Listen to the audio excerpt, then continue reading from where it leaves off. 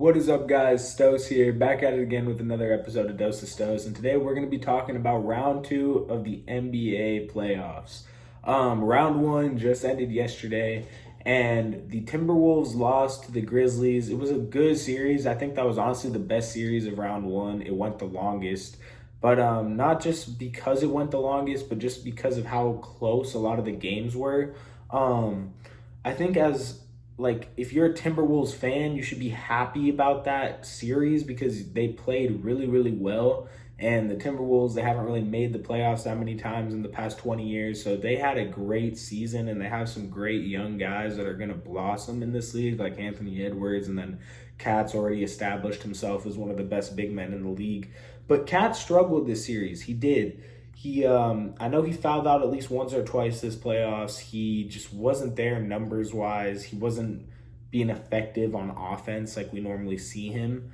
And they still were managing to get two wins against the Grizzlies. And the craziest part about it all is the Grizzlies, they didn't even play that well.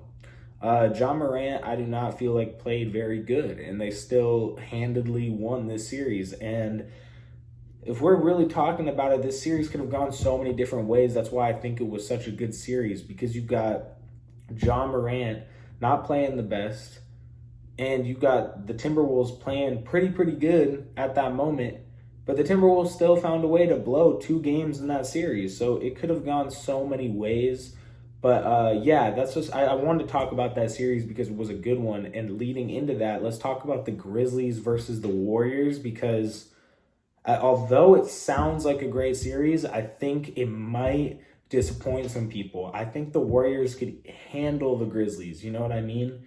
Although the Grizzlies, they've won 3 out of the 4 games in the regular season versus the Warriors.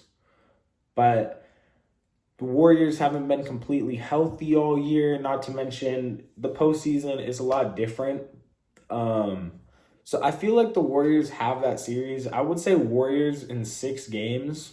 That's my prediction because I'm going to give a prediction for every round. But yeah, my prediction would be Warriors in 6 games. I think if Steph is completely back and he's in the starting lineup, I don't see the Grizzlies having enough to get it done against them. So yeah, I'd have to take the Warriors. And then the other matchup in the West, we got the Mavericks and the Suns. And this is a hard matchup to really give a fair prediction to because we don't know if Booker is back or not. We don't know if he's like completely back and completely ready to go. Like he came back for game 6 against the Pelicans, but the thing is do we know that he is 100% healthy? Now, if Booker is 100% healthy, I think I got the Suns in 5 games. But if he's not, the Mavericks could really give the Suns a run for their money. If he's not, I think the Suns could still get past the Mavericks if he's not 100%. I think in 6 or 7 games. But Luka is so good.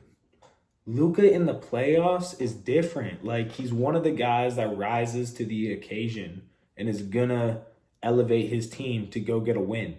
It's crazy. We've seen him do it in so many games. We saw, although it was the bubble, and a lot of people don't believe in the bubble, it doesn't matter. Like, he was cooking Paul George and Kawhi Leonard. He was cooking them in the playoffs. And it's like, those were 2 of some of the best defenders in the league. So it doesn't really matter that it was in the bubble. Luka is one of those guys where he's been in like the spotlight for a while since he was young. I don't think the fans affect Luka. Like, he doesn't give me the type of vibe to be one of those players where the fans really affect him. Like, the stage can be too bright for him. Like, I don't think any stage is too bright for Luka. So we'll watch that series. I think the Mavs will give the Suns some problems, but at the end of the day, I think the Suns are going to win.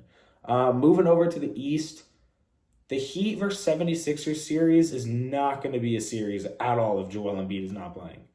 The Heat will win in 4 or 5 games if Joel does not play that series because it's such an unfair matchup at that point. You'd have to count on Harden to be your number 1 guy and go get you 4 wins. Like, good luck with that. Especially against a team in Miami that has such a strong defense and got so many. It's not just that Miami has one good defender. They have multiple good defenders. So I don't think the 76ers have enough without Embiid at all. I don't think the 76ers honestly had enough with Embiid. I would probably say the Heat are still the favorite if Embiid plays. But yeah, so I mean that kind of just puts it in perspective. The Heat are going to win in 4 or 5 games if Joel doesn't play. And if Joel does play, the most I see it going is 6 games. I mean, the Heat had a easy way to the conference finals this year, like a cakewalk when you really think about it. You got the Hawks, and then you got a Joel-less Embiid, a Joel-less.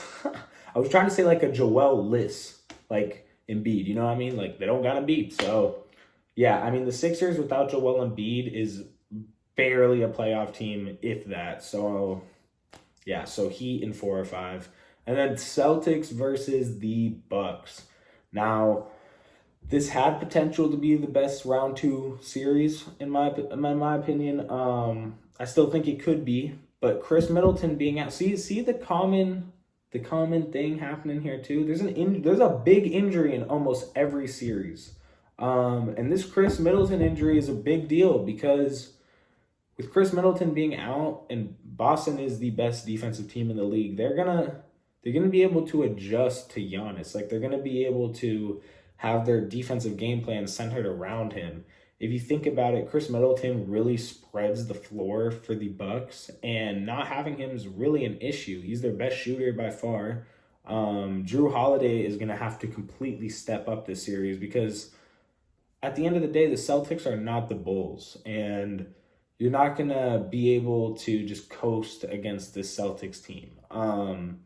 As we saw in Milwaukee, they kind of coasted against the Bulls, and the thing that a lot of people didn't realize is that the Bulls were kind of pretenders. Now, look, don't get me wrong, I like the Bulls a lot. I like what they got going there. They improved dramatically from last season, but they didn't really prove anything.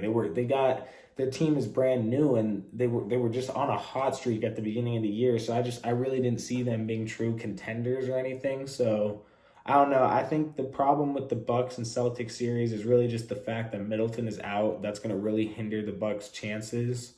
I think realistically, the Celtics are probably going to win this series in six games, maybe 5 at the most.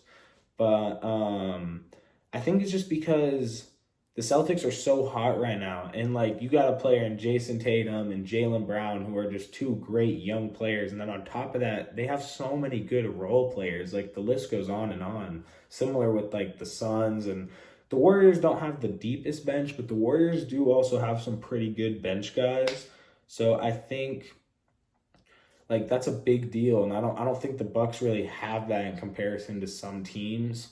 So, yeah, I'd say the Celtics are going to win that series in 6 or 5 games. And then, yeah, I mean, those are my predictions, guys. I got the Celtics versus the Heat in the Eastern Conference Finals. And then I got the Suns versus the Warriors in the Western Conference Finals. So let me know what you guys think in the comments. Obviously, you guys should let me know. I'm actually curious to see what you guys think. And I'm going to do a video on the Western and Eastern Conference Finals 100%. And I'm going to probably try to break down round 2 after it ends and stuff as well. And maybe I'll make some videos in between about who I think is going to win now, or like if anything has changed. But those are my predictions, guys. Let me know what you think down below. And I hope you guys got your dose of Stos. I'll catch you guys later. Peace.